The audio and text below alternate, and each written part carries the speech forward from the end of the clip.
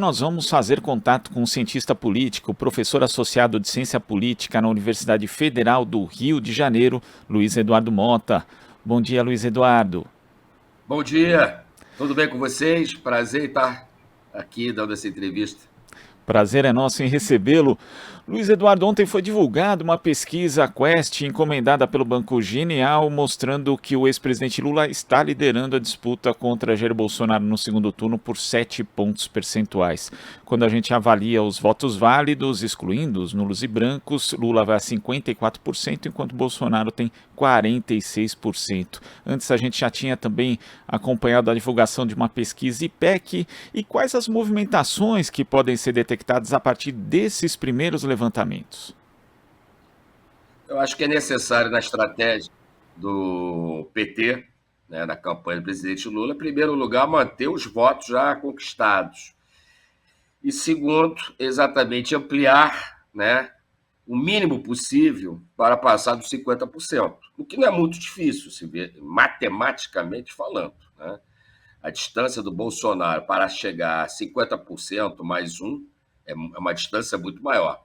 Contudo, como também percebemos ontem e anteontem, nesses últimos dias, é um apoio considerável de máquinas administrativas, a exemplo de Minas Gerais, Rio de Janeiro, Mato Grosso, né?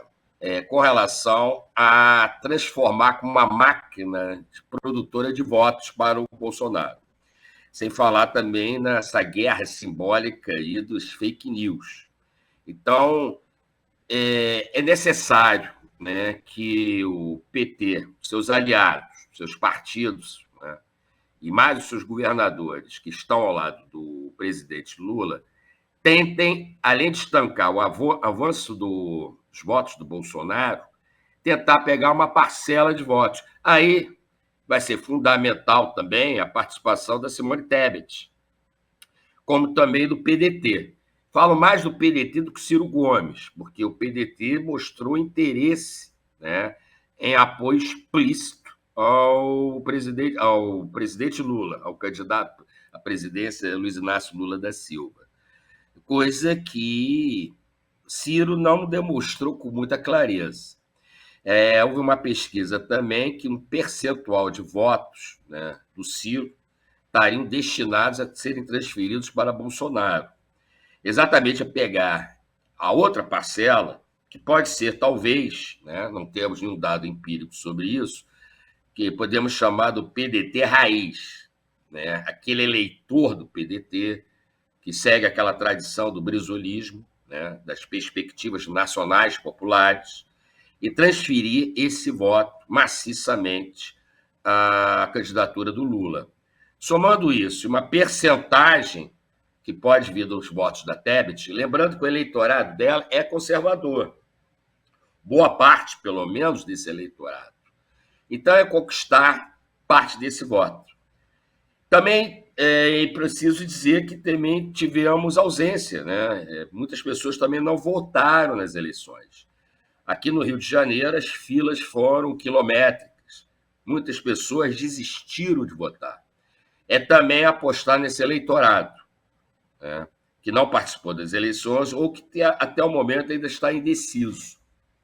Então, o quadro é esse, mas as facilidades, digamos, condições objetivas para o Lula alcançar a vitória não é distante. Então, vai ser necessária exatamente uma construção tática estratégica, né, agora, dos coordenadores do PT, para anularem a possibilidade do crescimento, do avanço dos votos do presidente Bolsonaro. Agora, ontem surgiu a notícia também que o ex-presidente Lula, junto com aliados, começaram a construir uma carta dedicada aos evangélicos com a defesa de valores cristãos ali, de acordo com algumas fontes da campanha do ex-presidente. Um manifesto que deve ser divulgado, inclusive, nessa segunda-feira, Luiz Eduardo. Como é que você vê a importância desse segmento, já que a gente teve aí no primeiro turno o engajamento de algumas denominações, principalmente neopentecostais, na campanha de Jair Bolsonaro, inclusive participando ativamente da divulgação da disseminação de muitas notícias falsas em relação ao candidato do PT? É um segmento que se tornou muito importante, né? Ele vem crescendo aproximadamente desde 1988, nas eleições de 88. E para e passo foi crescendo. Hoje, o Rio de Janeiro é paradigmático disso. A maioria da população, ou seja, os evangélicos representam hoje aqui no Rio de Janeiro a maioria, né, com relação aos católicos. Então é importante, na campanha do PT, na eleição do Lula para a presidência, exatamente, em primeiro lugar, conquistar o voto desse segmento, que é importante. Nem todo evangélico, obviamente, é bolsonarista ou fascista, ou caia exatamente, né, nas falsas notícias, nas chamadas fake news. Por outro, também acentuar cada vez mais o voto dos católicos, que ainda é a religião onde tem a maioria de seguidores aqui no Brasil. Então, acho que tem que ser uma dupla estratégia aí, né? De um lado, neutralizar o bolsonarismo dentro, né, do segmento evangélico, para pegar exatamente os votos daqueles que ainda não se reconhecem no Bolsonaro e que também se engajem na campanha da presidência do Lula. É importante, fundamental aí, essas lideranças, né, evangélicas, que não identificadas com Bolsonaro. E do outro, buscar maior suporte também, a meu ver, né, os católicos aqui. Onde é muito concentrado também no Nordeste, em outros estados. Então, acho que tem que ser uma dupla estratégia. Tá? Essa carta que você citou é muito importante. Eu acho que desnudar, né, esse ritmo, né, que está sendo construído de uma guerra simbólica de caráter religioso. Na verdade, a religião não vai nos pagar o supermercado que a gente consome, os aluguéis. Embora, em última instância, é muito dirigido para neutralizar esse tipo de questão, tá? Ou de questões, com relação a esse segmento evangélico identificado com o bolsonarismo, onde esvazia completamente uma discussão de materialidade econômica, por exemplo, e focar, né, transferir tudo por uma questão simbólica, né, caracterizada exatamente com aspectos valorativos religiosos. E isso tem sido a tônica deles ao longo de muito tempo. E é só lembrar a famosa máxima, né, do Bispo Macedo, em 1989, quando afirmou que o candidato do capeta era barbudo e tinha 4 dedos. Né? Essa tônica tem que ser mantido e ampliado. Então, é necessário tentar implodir, a partir das contradições internas que hajam, tá, no segmento evangélico, e puxar para si o apoio dos setores moderados ou progressistas, tá, dessa religião. Agora, a gente teve ontem novas adesões à campanha do ex-presidente Lula, né? Agora já existe um time ali que participou dos governos Itamar Franco e Fernando Henrique Cardoso, de economistas, Armínio Fraga, Pedro Malan, Edmar Baixa, Pérez Farida, que durante muito tempo, inclusive, tem uma linha de pensamento econômico divergente de boa parte dos economistas ligados ao ex-presidente Lula, mas agora estão convergindo numa mesma candidatura. Isso também tem um valor simbólico importante nessa reta final da eleição, Luiz Eduardo? Eleitoralmente, eu não sei, eu não diria que não, né? Eleitoralmente para a massa, mas para o mercado, o que se chama de mercado, digamos assim, aqueles representantes das frações burguesas, né? Vamos botar esse termo, do capital financeiro, capital industrial, do agronegócio, entre outros, o setor comerciário, é importante. Né? Pelo menos eu falo nesse nível de federações de empresários, etc., né? De banqueiros. É importante ele dar maior legitimidade, digamos assim, tá? À campanha do Lula. É importante dizer, a gente tem que falar aqui, não está muito claro ainda o programa, né, do presidente Lula, da sua candidatura, ainda não está muito claro. Mas esse tipo de adesão, tá, vai incorporar, talvez, né, ao ver desse segmento, dessas frações, né, uma maior flexibilidade ao seu interesse econômico. O prioritário hoje, o primado no Brasil hoje, né, é barrar o avanço do neofascismo. desse processo de fascistização na sociedade brasileira, que tem seu germe, diria assim, seu início, sua gênese, nas ruas em 2013, e ficou muito acentuado isso em 2016, durante o impeachment da Dilma, e de lá para cá cresceu, o que culminou depois na eleição do Bolsonaro.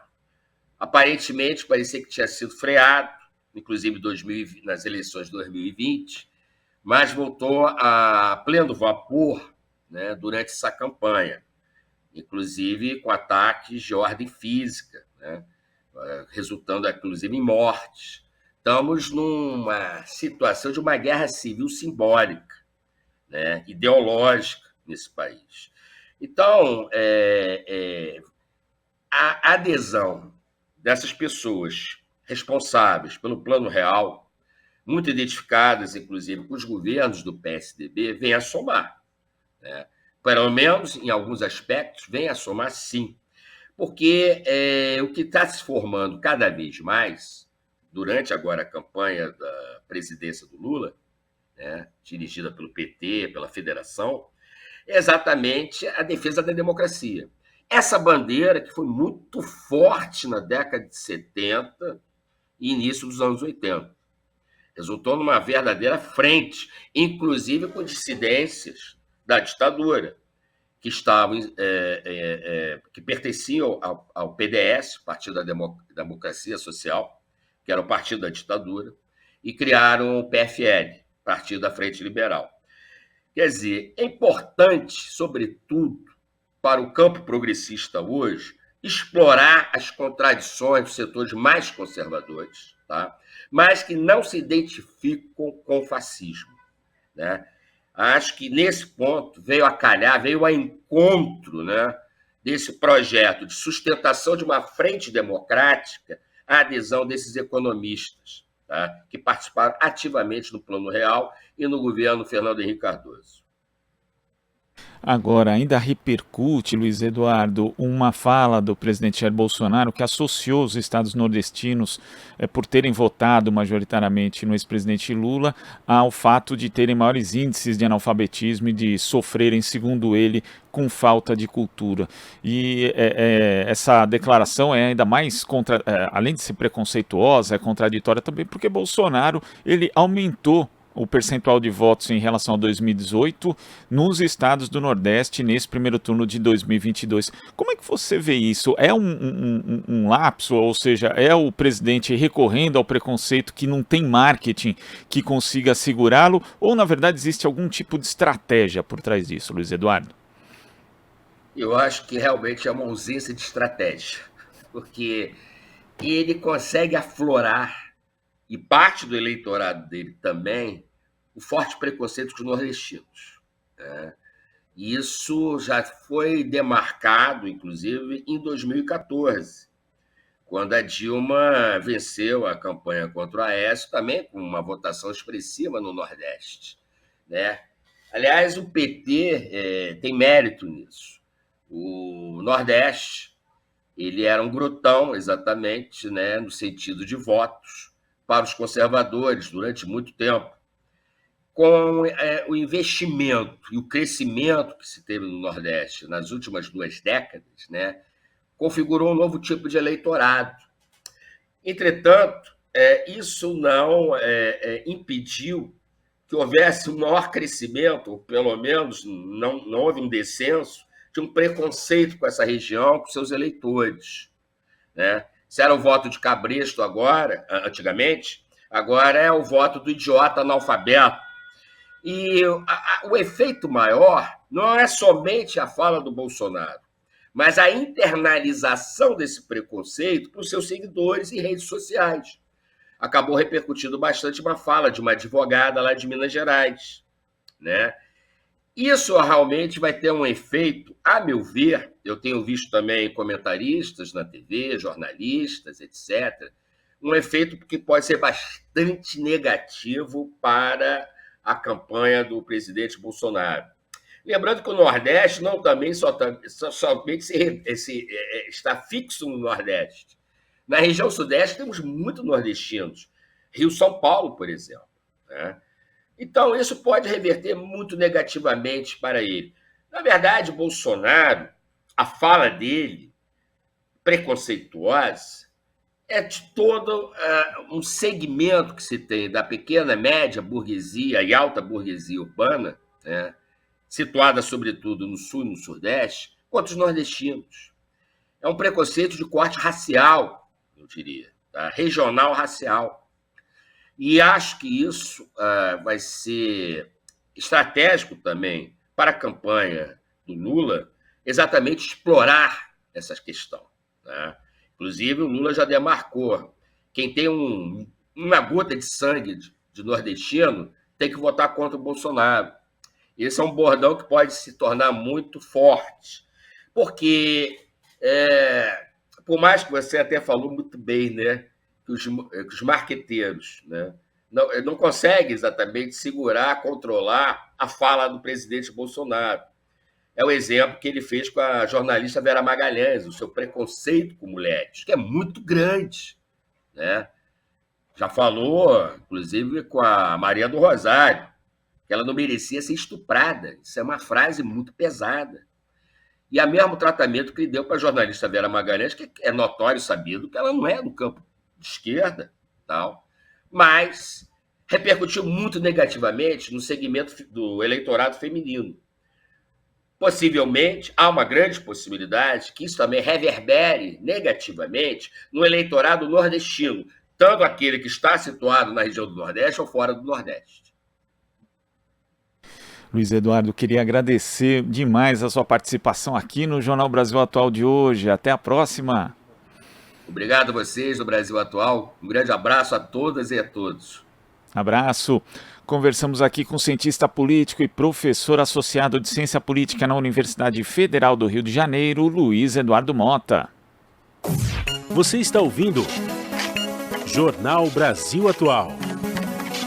As notícias que os outros não dão.